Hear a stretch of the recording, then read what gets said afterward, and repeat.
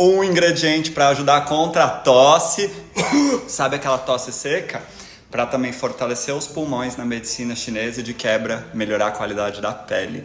Com um ingrediente. Vamos picar a pera em pedaços pequenos. Na medicina chinesa, ela é indicada contra a secura, tanto das vias respiratórias como também dos intestinos. Coloca ela na sua lista de compras. Para uma pera, a gente vai usar 1 litro de água. Você vai ferver em fogo bem baixo, se possível com a panela tampada, por 25 minutos. Daí você desliga o fogo, espera 5 minutos com ela tampada.